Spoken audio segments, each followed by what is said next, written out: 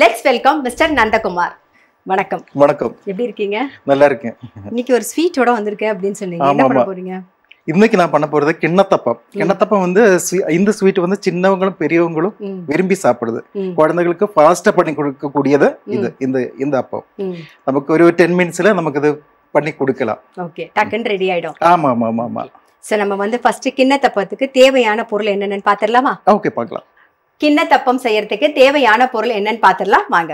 கிண்ணத்தப்பம் செய்ய தேவையான பொருட்கள்: நேந்திரம் பழம் 2, துருவிய தேங்காய் 1 கப், பாதாம் பருப்பு தேவையான அளவு, முந்திரி பருப்பு தேவையான அளவு, நெய் 3 டேபிள் ஸ்பூன், வெல்லம் 1 கப், கோதுமை மாவு 1 கப், ஏலக்காய் பொடி 1 டீஸ்பூன். கிண்ணத்தப்பம் செய்யறதுக்கு தேவையான பொருள் என்னென்னு பார்த்தாச்சு. இப்போ எப்படி பண்றதுன்னு தான் நம்ம பார்க்க போறோம். இதை பண்றதுக்கு முன்னாடி நீங்க உங்களை பத்தி சொல்லுங்க, ஒரு சின்ன அறிமுகம் உங்களை பத்தி. நான் ஆர்டிஸ்டா ஒர்க் பண்றேன். கேரளாவில் நீங்க சென்னை வந்திருக்கோம். ஏகദേശம் ஒரு 25 இயர்ஸ் ஆயிடுச்சு சென்னை வந்துட்டு. இங்க நிறைய பத்திரிகையில ஒர்க் பண்ணியிருக்கு, நிறைய கிளாஸ் ஸ்டூடெண்ட்ஸ்க்கு எல்லாமே எடுத்திருக்கு, ஆன்லைன் கிளாஸ் இப்போ போயிட்டு இருக்கு, நிறைய எக்ஸிபிஷன்ஸ் பண்ணியிருக்கு, ஸ்டூடெண்ட்ஸை வச்சு எக்ஸிபிஷன் பண்ணியிருக்கு. பத்திரிகை மீன்ஸ் நிறைய கவர் பேஜஸ் எல்லாமே நிறைய பண்ணியிருக்கு. MS சுப்புலட்சுமி அம்மாவோட பெயிண்டிங்ஸ் எல்லாம் பண்ணி நிறைய பேருக்கு அது பிடிச்சிருக்கு. அப்படியும் நிறைய பேருக்கு இங்க சென்னையில ஒரு அளவுக்கு ஆளுங்களுக்கு தெரியும் ஆர்டிஸ்ட். என்ன மாதிரியான ஆர்ட்? நான் ஆயில் பெயிண்டிங் பண்ணுவேன், போர்ட்ரைட் பண்ணுவேன், அதெல்லாமே ஃபர்ஸ்ட் பண்ணிட்டு இருந்தேன். இப்போ மோஸ்ட்லி எல்லாரும் கேட்கறது வந்து கேரளா மியூரல் பெயிண்டிங். இப்போ எல்லாரும் ட்ரெடிஷனுக்கு வர ஆரம்பிச்சுட்டேன். இப்போ அந்த ஆர்ட் ஃபார்ம் என்னன்னா இப்போதான் எல்லாரும் ரியலைஸ் பண்றாங்க. அது வந்து கொஞ்சம் பிரைட்டா இருக்கும்ல அந்த மியூரல் ஆர்ட். ஆமா ஆமா. ஆக்சுவலி அது நேச்சுரல் கலர் வச்சு தான் பண்றேன். நேச்சுரல் கலர் மீன்ஸ் பழைய காலத்து அந்த கல் எல்லாமே தேடி கல் எல்லாமே எடுத்து அரைச்சு, அதே மாதிரி சில இலைகள், அதே மாதிரி சில அந்த தோல் இல்ல மரத்தோட தோல் அதெல்லாமே அரைச்சு எல்லாமே கலர் பண்ணுவாங்க, பாயில் பண்ணி. அந்த மாதிரி நிறைய ப்ராசஸ் இருந்தது. இதெல்லாம் வச்சு அந்த கலர் பண்ணும்போது இத்தனை வருஷம், ஆயிரக்கணக்கு வருஷமா அது அப்படியே இருக்கு. அஜந்தா ஓவியங்கள் நீங்க பார்த்திருக்கீங்க. அதெல்லாம் எத்தனை வருஷமா இருக்கு, கிட்டத்தட்ட ஆயிரக்கணக்கு வருஷங்கள் இருக்கும். அது நம்ம சரியா ப்ரிசர்வ் பண்ணாதனாலதான் நாசமா போகுது. ஆனா இப்பவும் பாக்குறதுக்கு ரொம்ப அழகா இருக்கும். இன்னொரு விஷயம் கூட நான் அதை தேடும் போது எனக்கு தெரிஞ்ச ஒரு விஷயம் என்னதான், இது நம்மளோட ஸ்டடீஸ், அந்த காலத்துல ஹியூமன் ஸ்டடீஸ் அதுல இருக்கு. இது ஒவ்வொரு ஃபிகரும் வரைஞ்சிருக்கிறது வந்து கிட்டத்தட்ட மோர் தேன் 8 ஃபீட் இருக்கிறவங்களை வச்சு வரைக்கும் அன்னைக்கு மெஷர்மெண்ட் வச்சு பண்ணி இருக்காங்க. அதுதான் நான் ஒரு புக் ஒன்று, அனாட்டமி புக் ஒன்று ரிலீஸ் பண்ணேன். ஆமா ஆமா. செகண்ட் பார்ட் இன்னும் நெக்ஸ்ட் இயர்ல பண்ண போறேன், ஜனவரியில. அதுக்கப்புறம் தமிழ்நாடோட அந்த ஓவியங்கள், அதாவது கோயில் எல்லாம் இருக்கிற அந்த நேச்சுரல் பெயிண்டிங்ஸ் இருக்கும், அதை பத்தி இப்போ ஸ்டடி செஞ்சிட்டு இருக்கு. இப்போ நம்ம ஸ்டார்ட் பண்ணிடலாமா? அதுக்கு முன்னாடி உங்க ஷர்ட்ல போட்டுருக்கிறதும் வந்து அந்த மியூரல் ஆர்ட்டா? ஆமா, இது மியூரல் பெயிண்டிங்ஸோட நல்ல பிரைட் கலர்ஸ். நல்லா இருக்கு. அது 5 கலர்ஸ் வச்சு நேச்சுரல் கலர்ல பண்ணியிருக்கும் பழைய காலத்து. ரொம்ப இன்ட்ரெஸ்டிங்கா இருக்கும் அதை பற்றி ஸ்டடிஸ் எல்லாம் போகும்போது. சரி, இப்போ நம்ம என்ன பண்ண போறோம்? கிண்ணத்தப்பம் பாத்துருவோம். ஓகே, நம்ம வந்து வெல்லம் காய்ச்சி எடுத்துடுவோம் ஃபர்ஸ்ட். அதுக்கு வந்து கருப்பு வெல்லம் தான் நல்லா இருக்கும், பிளாக் கலர். அதாவது நல்ல பாகு வெல்லமா இருந்தா நல்லா இருக்கும். ஓகே, இப்போ அது கிடைக்கலன்னா உங்களுக்கு வந்து நாட்டு சர்க்கரையும் யூஸ் பண்ணலாம். ஓகே, நாங்க தண்ணி எந்த அளவு விடணும்? அது இது என்னன்னா ரொம்ப அதிகமா நமக்கு கொடுக்க கூடாது. சரி, இந்த வெல்லம் கரையிற அளவுக்கு. எஸ், கரையிற அளவுக்கு. ஓகே. ஏன்னா அதுக்கு ஏத்த மாதிரி தான் நம்ம மாவெல்லாம் போடணும். இதுலயே தான் வச்சு நம்ம பண்ண போறோம். ஓகே. அதாவது அந்த மாவு வந்து இந்த வெள்ளக்கரைசல்ல தான் நம்ம வந்து பண்ண போறோம். இப்போ வெல்லம் கரையட்டும். ஓகே. நீங்க வந்து வரையறதுக்கு எந்த வயசுலயும் கத்துக்க ஆரம்பிச்சீங்க, இல்ல செல்ஃப் இன்ட்ரெஸ்ட்? நான் சின்ன வயசுல தான் தெரியல, என்னோட சின்ன வயசுல இருந்து நம்ம தானா வரைவேன்.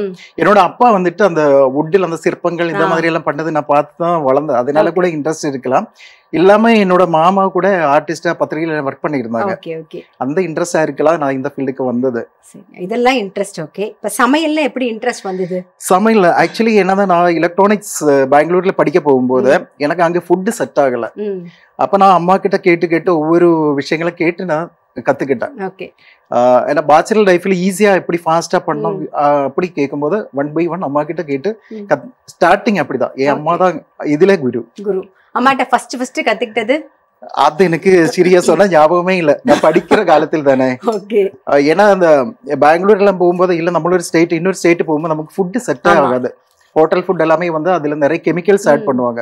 ஸோ என்னை பொறுத்த வரைக்கும் எனக்கு அந்த நம்ம இந்த மாதிரி ஒரு ஹோம்லி ஃபுட் எல்லாம் சாப்பிட்டுட்டு ஹோட்டல் ஃபுட் சாப்பிடும்போது எப்போ ஸ்டொமக் ப்ராப்ளம்ஸ் வரும்.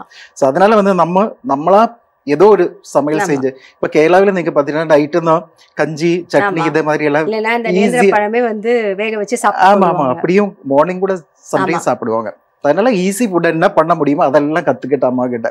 எல்லாமே ஒரு 10 மினிட்ஸ் 20 மினிட்ஸ்ல ஃபினிஷ் பண்ற மாதிரி எல்லாம் நான் கத்துக்கிட்டேன். அப்ப உங்ககிட்ட அந்த 10 நிமிஷம் முடிக்கிறது நிறைய பேர் கத்துக்கணும்னு நினைக்கிறேன். ஆக்சுவலி இது ஈஸியா தானே பண்ண போறோம். 10 நிமிஷம் தான், வேகற நேரம் தான், மிக்ஸ் பண்றது அவ்வளவுதான். சரி, இப்போ இது வந்து கரைஞ்சிருத்து, கொதிக்கணுமா? நல்லா கொதிக்கணும். இப்ப கொதிக்கட்டும். அதுக்குள்ள இந்த பக்கம் நெய் விட்டுக்கலாமா? ஓகே. இது குழந்தைகள் சாப்பிடும்போது அவங்களுக்கு நெய் ரொம்ப பிடிக்கும், அதனால அதிகமானாலும் பரவாயில்ல.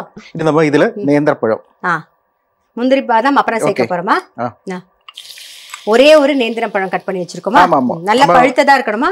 நல்ல பழம், கொஞ்சம் பிளாக் வர மாதிரி இருக்கணும். சரி சரி. இதுல நம்ம பாதாம் பருப்பு, கிரேப்ஸ் கூட போடலாம், ஸ்வீட்டான மட்டும், புளிப்பு இருந்தா வேண்டாம். இது ரெண்டும், அதாவது ட்ரை கிரேப்ஸ். ஆமா, போட்டுட்டு இது நல்லா நம்ம ஃப்ரை பண்ணணும். இந்த பழம் வந்து நல்லா ஃப்ரை ஆகும். அது நல்ல குக் ஆகுது, அப்போ அது அதுவே ஸ்மாஷ் ஆயிடும். சரி, ஓகே. இப்போ நம்ம வந்து 1 கப் கோதுமை மாவுக்கு 1 கப் வெல்லம் எடுத்துருக்கோம் இல்லையா? இப்போ வெல்லம் வந்து ஸ்வீட் கொஞ்சம் கூட வேணும்னா சேர்த்துக்கலாமா? ஆமா, சேர்த்துக்கலாம். இது நல்ல, இது இந்த கன்சிஸ்டன்சில எல்லாருக்குமே பிடிக்கும். ஓவரா இருக்காது, கம்மியும் இருக்கு, மிதமா இருக்கும் ஸ்வீட். ஆமா ஆமா. இப்போ இது கோதுமை மாவுல மட்டும் தான் பண்ணணுமா? இல்ல, இது ரைஸ்லயும் பண்ணலாம். ஆமா, அரிசி மாவுல பண்ணா நம்ம ஒரு 3-4 ஹவர்ஸ் நம்ம அது அப்படியே ஊற வச்சிடணும். ஓகே. இது அதாவது நம்ம மிக்ஸ் பண்ணிட்டு அப்படியே வச்சிடணும். அப்பதான் அது வெந்து வரும்போது நல்லா சாஃப்டா இருக்கும். ஓகே, அதுக்காக தான். இப்ப நேந்திர பழமும் இது இப்படியே சாப்பிடறதுக்கே நல்லா இருக்கும் இல்லையா? ஆமா, நல்லா இருக்கும். நேந்திர பழமும் நல்லா வதங்கி இதுல நிறைய டிஷ்ஷஸ் இருக்கும் நேந்திர பழத்திலேயே. இப்ப நேந்திர பழம் இல்ல அப்படின்னா வேற பழம் ஏதாவது சேர்த்துக்கலாமா? வேற இதுக்கு ஈக்குவலா வேற இது இல்லையே. ஆமா, இது சிம்பிளா இருக்குல்ல. இப்ப நமக்கு சென்னையில எப்போ அவைலபிளா இருக்கு நேந்திரம் பழம்? வீட்ல அவைலபிளா இல்லன்னா இப்ப பார்த்த உடனே ட்ரை பண்ணணும்னு நினைச்சாங்க, வீட்ல வந்து நேந்திரம் பழம் அவைலபிளா இல்லன்னா வேற எந்த பழம் இதுக்கு ஈடாகாது. மத்த பழம் எல்லாமே வந்து பாயில் பண்ணும்போது அது ஸ்வீட்னஸ் போயிடும். ஓகே. சோ இந்த மாதிரி நல்லா வதங்கி வரணும். ஆமா, வந்துட்டு இருக்கு. ஏன்னா நம்ம இதுல ஃப்ரை பண்ணும்போது அந்த நெய்யோட அந்த அந்த டேஸ்ட் வந்து இதுல எல்லாமே அடங்கி இருக்கும்ல, அதனால செம டேஸ்டா இருக்கும். இது வதங்கிட்டா இல்ல வதங்கணுமா இன்னும்? இல்ல, ஆல்மோஸ்ட் ஆயிடுச்சு. ஓகே, இப்போ இத சேர்க்கட்டுமா? ஆமா. இப்போ வெள்ளை கரைசல் சேர்க்க போறோம்.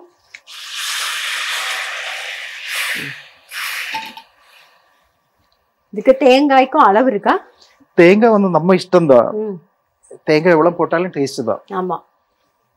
இப்ப நான் இதுக்கு எடுத்திருக்கிறது வந்து ஒரு சின்ன ஒரு தேங்காயோட ஹாஃப் எடுத்திருக்கோம். ஒரு 1/2 கப் எடுத்திருக்கோம். ஆமா, 1/2 கப் எடுத்திருக்கோம். இது கூடவே தேங்காயும் சேர்த்துடலாமா? ஓகே, இது நம்ம ஆஃப் பண்ணிடலாம். ஆஃப் பண்ணிடலாம். இந்த பாருங்க, இந்த அளவுக்கு நல்லா நுரைச்சு கொதிக்கணும். அப்ப ஆஃப் பண்ணிடலாம் நாம. இப்ப ஆஃப் பண்ணிட்டு தான் நம்ம வந்து தேங்காய் அப்புறம் கோதுமை மாவு எல்லாம் சேர்க்க போறோம். ஆஃப் பண்ணிட்டேன். ஆறுன பிறகுதான் நம்ம இதுல தேங்காய் போடணும். தேங்காய். ஓகே. இப்போ இதுல அப்படியே தேங்காய் பால் விட்டுட்டோம்னா நம்ம வந்து பாயசமா ரெடி ஆயிடும் நமக்கு. ஆமா ஆமா ஆமா, எல்லாம் ஈஸி, சிம்பிளா முடிஞ்சிருது. ஆமா. கேரளாவில் அந்த கோயில் எல்லாம் பண்ற பாயசம் நீங்க பாத்திருக்கீங்களா, சாப்பிட்டிருக்கீங்களா? செம்ம டேஸ்டா இருக்கும். ஆனா ரொம்ப சிம்பிள், வித்தின் 10 மினிட்ஸ்ல உங்களுக்கு அது பண்ணலாம். அப்படியே அந்த அடப்பிரதமன் இல்ல இல்ல, கோயில் பாயசம் இருக்கு, டெம்பிள்ல நமக்கு கிடைக்கும் பாயசம். பால் பாயசம் இல்ல, அரிசி பாயசமே இருக்கு. நமக்கு நிமிஷ நேரத்துல பண்ணலாம். அது எப்படி? அது ரொம்ப சிம்பிளா இருக்கு. பாக்கும்போது ரொம்ப ப்ராசஸ் ஜாஸ்தியா இருக்கு, நிறைய இருக்கிற மாதிரி இருக்கு. ஆனா இல்லவே இல்ல, இன்கிரீடியன்ஸ் ரொம்ப கம்மியா இருக்கும். நம்ம ரைஸ், நெய், மெயினா வந்து அதே மாதிரி இதுவும் அந்த வெள்ளம் இல்ல, கருப்பு வெள்ளம், இது போட்டே பண்ணுவாங்க சிம்பிளா. அந்த நெய்யும் அதோட டேஸ்ட் மட்டும்தான். அதுல என்ன பண்ணுவாங்க டெக்னிக்கல் வைஸ், அந்த துளசி இல்ல, துளசியோட 2-3 லீஃப் போடுவாங்க. இன்னொன்னு அந்த செத்திப்பூன்னு சொல்லுவாங்க மலையாளத்துல, தமிழ்ல என்ன பேருன்னு எனக்கு தெரியல, அத போடுவாங்க. அதனால அதுல ஒரு டேஸ்ட் இருக்கும், ஒரு தனி ஸ்மெல் இருக்கும். ரொம்ப சிம்பிள், கோயில்ல ரொம்ப சிம்பிளா பண்ணுவாங்க. மாவு சேர்த்துக்கலாமா? ஓகே.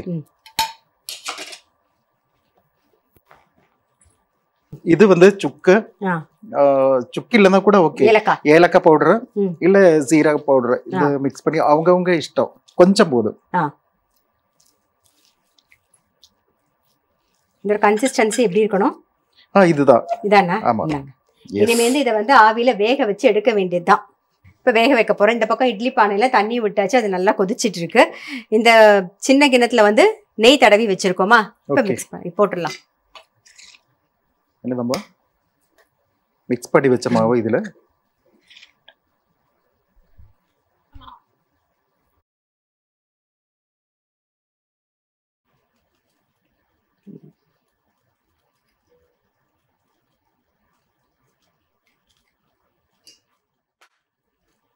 இது வேகிறதுக்கு வந்து எவ்வளவு நேரம் ஆகும்? ஒரு 5 மினிட்ஸ் மேக்ஸிமம். அவ்வளவுதான். ஆல்மோஸ்ட் வெந்து தான் வந்திருக்கு. நம்ம பண்ணும்போதே அது நீட்டா வந்துச்சு. ஒரு 5 நிமிஷம் நம்ம வந்து வெயிட் பண்ணுவோம் வேகிற வரைக்கும். அதுக்கப்புறமா பார்க்கலாம். நல்லா ஒரு 10 நிமிஷம் ஆயிடுது. எடுத்து பாத்துடலாமா? சோ நல்லா வெந்திருக்கு. ஆறுன உடனே இன்னும் நல்லா செட் ஆயிடும் இல்லையா? பசங்களுக்குலாம் பிடிச்ச மாதிரி ஸ்கூல் விட்டு வந்த உடனே டக்குன்னு ஹெல்த்தியாக ஒரு ஸ்நாக்ஸ் கொடுக்கணும்னு நினச்சிங்கன்னா இந்த கிண்ணத்தப்பம் உடனே பண்ணி கொடுத்துடலாம். ஏன்னா கோதுமை மாவும் நம்ம வீட்டில் இருக்கும், வெல்லமும் இருக்கும். ஸோ தேங்காய் இருந்ததுன்னா ஆப்ஷனல், போட்டால் டேஸ்ட்டு, இல்லைனாலும் பரவாயில்ல. நீங்கள் வந்து தேங்காய் இருந்தால் அதையும் சேர்த்துக்கலாம். முந்திரி பாதாம்லாம் சேர்த்து டக்குன்னு பண்ணி கொடுத்துடலாம். கண்டிப்பாக வந்து ட்ரை பண்ணி பாருங்கள். எங்கள் ஷோக்கு வந்து ரொம்ப சிம்பிளாக பசங்களுக்கு பிடிச்ச மாதிரி ஒரு ஸ்வீட் பண்ணி காமிச்சதுக்கு ரொம்ப ரொம்ப தேங்க்ஸ். உங்களுக்கு வந்து டைமண்ட் ஹோம் அப்ளையன்சஸ் வழங்கும் ஒரு கிஃப்ட்.